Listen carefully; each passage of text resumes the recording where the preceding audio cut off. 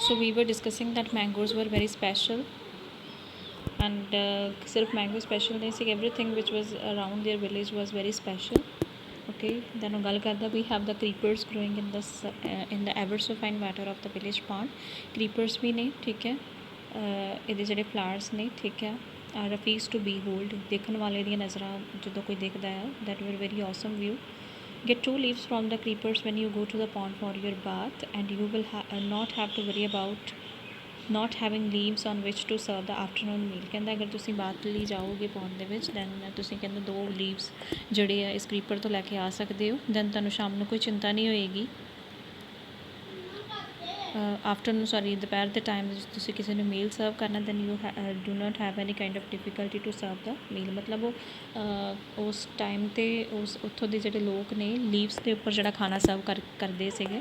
You will say I am rambling, it is always like that when the subject of a village comes up. ਹੁਣ ਕਹਿੰਦਾ ਜਦੋਂ ਵੀ ਤੁਸੀਂ ਗੱਲ ਕਰੋਗੇ,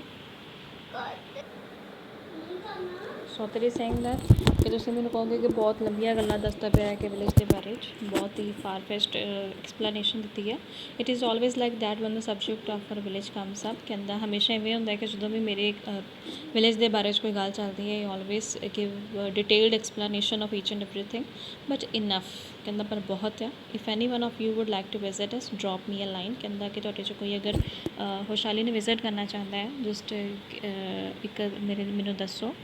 ਆਈ will let you know where Hoshali is. ਕਹਿੰਦਾ ਮੈਂ ਤੁਹਾਨੂੰ ਦੱਸਾਂਗਾ ਕਿ ਹੋਸ਼ਾਲੀ ਵਿਲੇਜ ਕਿੱਥੇ ਹੈ, and what things are like here, ਕਿੱਥੇ ਹੋਰ ਕੀ ਕੁਛ ਅੱਛਾ।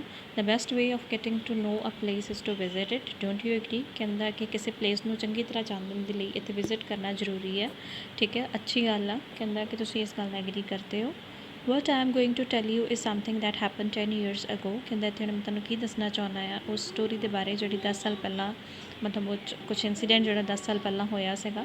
ਵੀ did not have many people who knew English, we did not have many people who knew English.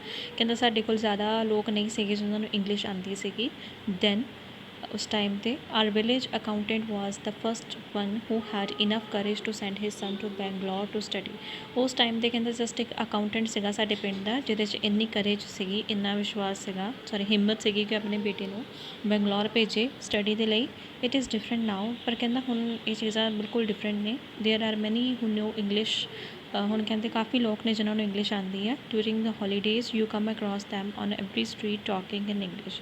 Holidays ਦੇ ਟਾਈਮ 'ਤੇ ਤੁਸੀਂ ਕਹਿੰਦੇ ਜਦੋਂ ਉੱਥੇ ਆਓਗੇ ਤੁਸੀਂ ਦੇਖੋਗੇ ਕਿ ਹਰੇਕ ਸਟਰੀਟ 'ਤੇ ਕੋਈ ਨਾ ਕੋਈ ਇੰਗਲਿਸ਼ ਗੱਲ ਕਰਦਾ ਪਿਆ ਆ।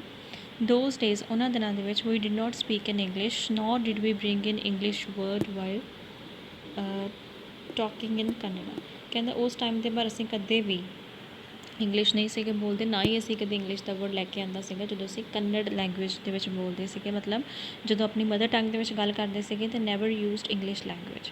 ਵਟ has happened is disgraceful, believe me. ਕਹਿੰਦਾ ਜੋ ਵੀ ਹੋਇਆ ਬਹੁਤ ਹੀ ਗਲਤ ਸੀਗਾ, ਮੇਰਾ ਯਕੀਨ ਕਰੋ। The other day I was in Rama Rao's house when they bought a bundle of firewood. ਕਹਿੰਦਾ ਕਿ ਠੀਕ ਆ, ਇੱਕ ਦਿਨ ਦੀ ਗੱਲ ਦੱਸਦਾ ਜਦੋਂ ਕਹਿੰਦਾ ਮੈਂ ਰਾਮਾ ਰਾਓਜ਼ ਦੇ ਹਾਊਸ 'ਚ ਸੀਗਾ, ਜਦੋਂ ਇੱਕ ਮਤਲਬ ਲੱਕੜੀਆਂ ਦਾ ਇੱਕ ਜਿਹੜਾ ਬੰਡਲ ਸੀਗਾ ਲੈ ਕੇ ਆਏ ਸੀਗੇ। Rama Rao's son came out to pay for it. Rama Rao ਦਾ ਲੜਕਾ ਬਾਹਰ ਆਇਆ ਇਸ ਲੱਕੜੀਆਂ ਦੇ ਬੰਡਲ ਦੇ ਲਈ ਪੇ ਕਰਨ ਦੇ ਲਈ। He asked the woman how much should I give you, 4 pies she said. ਹੁਣ ਕਹਿੰਦੀ ਕਿ ਜਦੋਂ ਲੜਕਾ ਆਇਆ ਉਹਨੇ ਉਸ ਵੂਮਨ ਨੇ ਪੁੱਛਿਆ ਜਿਹੜੀ ਉਹ ਲੱਕੜੀਆਂ ਲੈ ਕੇ ਆਈ ਸੀਗੀ ਕਿ ਮੈਂ ਤੈਨੂੰ ਇਹਨਾਂ ਲੱਕੜੀਆਂ ਦੇ ਬਦਲੇ ਕੀ ਦਿਆਂ, ਤਾਂ ਉਹਨੇ ਆਨਸਰ ਦਿੱਤਾ ਸੀਗਾ 4 pies। The boy told her did not have any change and asked her to come the next morning.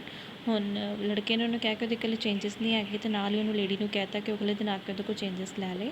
The poor woman did not understand the English word change. ਠੀਕ ਹੈ, ਜਿਹੜੀ ਉਹ ਗਰੀਬ ਔਰਤ ਸੀਗੀ ਉਹਨੂੰ ਸਮਝ ਨਹੀਂ ਆਇਆ ਜਿਹੜਾ ਇੰਗਲਿਸ਼ ਦਾ ਵਰਡ ਉਹਨੇ ਯੂਜ਼ ਕੀਤਾ ਸੀਗਾ ਚੇਂਜ। ਐਂਡ ਵੈਂਟ ਅਵੇ ਮਟਰਿੰਗ ਟੂ ਹਰਸੈਲਫ, ਆਪਣੇ ਆਪ 'ਚ ਬੁੜਬੜਾਉਂਦੀ ਹੋਈ ਉੱਥੋਂ ਚਲੇਗੀ। I too did not know. ਕਹਿੰਦਾ ਮੈਨੂੰ ਵੀ ਨਹੀਂ ਸੀ ਪਤਾ ਲੱਗਾ। Later when I went to Ranga's house and ask him I understood what it meant. ਕਹਿੰਦਾ ਫਿਰ ਅਗਲੇ ਦਿਨ ਜਦੋਂ ਮੈਂ ਰੰਗਾ ਦੇ ਘਰੇ ਗਿਆ ਉੱਥੋਂ ਮੈਂ ਪੁੱਛਿਆ ਕਿ ਚੇਂਜ ਦਾ ਮੀਨਿੰਗ ਕੀ ਹੁੰਦਾ ਆ। पढ़िया फिर मैंने पता लग्या भी इन्हें इस जो वर्ड यूज़ किया सीगा चेंज ਉਹਦਾ ਰੀਅਲ मीनिंग की ਸੀਗਾ। So this priceless commodity the English language was not so wide spread in our village a decade ago.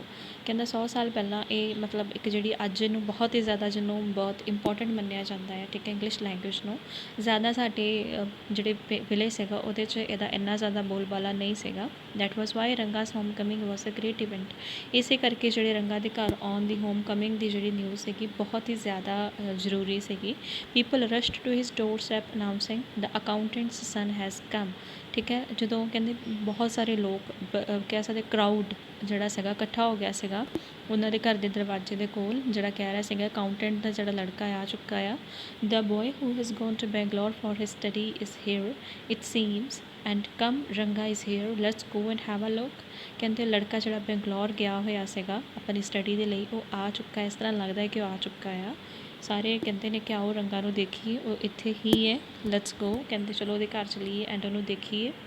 Attracted by the crowd, I too went and stood in the courtyard and asked, why have all these people come? There is no performing monkey here.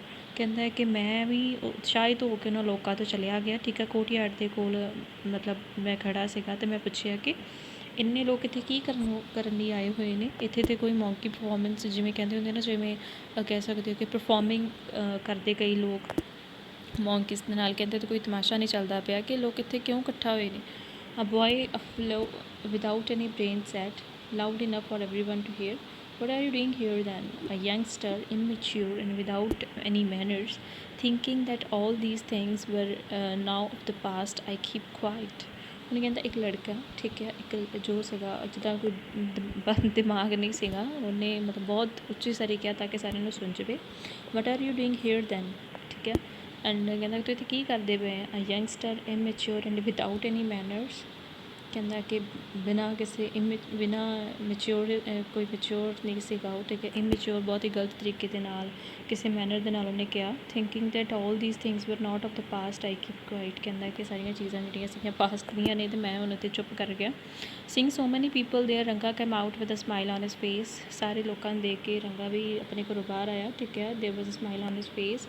Had we all gone inside, the place would have turned into what people call the black hole of Calcutta.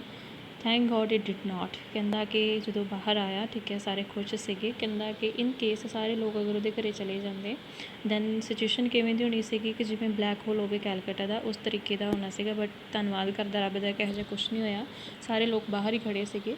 Everyone was surprised to see that Ranga was the same as he had been 6 months ago when he had first left our village. ਸਾਰੇ ਲੋਕੀ ਬੜੇ ਹੈਰਾਨ ਸੀਗੇ ਕਿ ਰੰਗਾ same ਉਸੇ ਤਰ੍ਹਾਂ ਦਿਖਦਾ ਸੀਗਾ ਜਿਵੇਂ 6 ਮੰਥਸ ਪਹਿਲਾਂ ਦਿਖਦਾ ਸੀਗਾ। ਠੀਕ ਹੈ, ਜਦੋਂ ਉਹਨੇ ਪਿੰਡ ਛੱਡਿਆ ਸੀਗਾ। An old lady who was near him ran her hand over his chest, looked in to his eyes and said. ਇੱਕ ਬਹੁਤ ਹੀ ਓਲਡ ਲੇਡੀ ਸੀਗੀ ਜਿਹੜੀ ਬਿਲਕੁਲ ਰੰਗਾ ਦੇ ਬਿਲਕੁਲ ਕੋਲ ਖੜੀ ਸੀਗੀ। ਉਹਨੇ ਆਪਣਾ ਜਿਹੜਾ ਉਹਨੇ ਆਪਣੇ ਹੈਂਡ ਦੇ ਨਾਲ ਦੇਖਿਆ, ਉਹਦੀ ਚੈਸਟ 'ਤੇ ਹੱਥ ਲਗਾ ਕੇ, ਐਂਡ ਉਹਦੀ ਆਈਸ 'ਚ ਦੇਖ ਕੇ ਕਹਿੰਦੀ ਹੈ ਦ ਜਨੇਵਰ ਇਜ਼ ਸਟਿਲ ਦੇਅਰ, ਮਤਲਬ ਜਨੇਊ, ਠੀਕ ਹੈ, ਜਿਹੜਾ ਸੇਕਰਡ ਥਰੈਡ ਮੰਨਿਆ ਜਾਂਦਾ ਬ੍ਰਾਹਮਣਸ ਦਾ। ਕਹਿੰਦੀ ਆਲਰੇਡੀ ਹਾਂ ਉਹਨੇ ਪਹਿਨਿਆ ਹੋਇਆ। ਹੀ ਹੈਜ਼ਨਟ ਲੋਸਟ ਹਿਸ ਕਾਸਟ, ਕਹਿੰਦੀ ਇਹਨੇ ਆਪਣੀ ਜਾਤੀ ਨਹੀਂ ਗਵਾਈ। She went away soon after that, Ranga loved. ਉਸ ਤੋਂ ਬਾਅਦ ਉੱਥੋਂ ਚਲੀ ਜਾਂਦੀ ਹੈ and Ranga begin to love. I think this is sufficient for today. Tomorrow we will do the next part of this chapter. Okay.